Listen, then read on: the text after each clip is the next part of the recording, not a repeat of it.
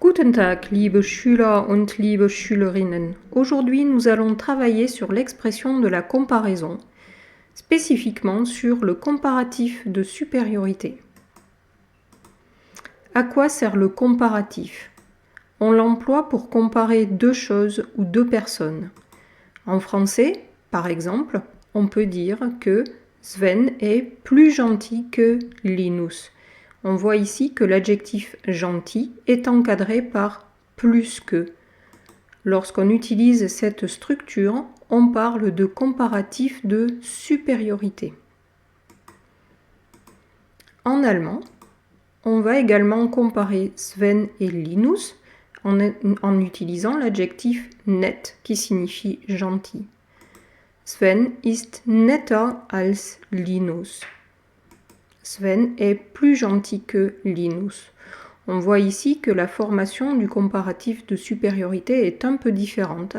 C'est l'adjectif qui est modifié et non encadré comme en français. Voici la règle de formation de ce comparatif de supériorité. On ajoute ER à l'adjectif, net devient netter, et on introduit le deuxième terme de la comparaison par le mot als Linus. Netter als Linus, Sven ist netter als Linus. Voilà ce que cela donne avec l'adjectif klein qui signifie petit. Sven ist kleiner als Linus. Et avec l'adjectif intelligent, Sven ist intelligenter als Linus.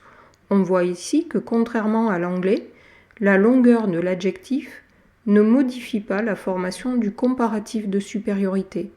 Quel que soit l'adjectif, on emploiera toujours ER als.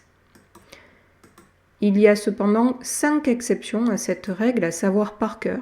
Il s'agit de 5 adjectifs ou adverbes. Vous les connaissez, nous les employons très régulièrement. Gut qui donne besser, bon qui donne meilleur en français. Gern, lieber, par exemple. Ich esse gern Suppe. J'aime manger de la soupe.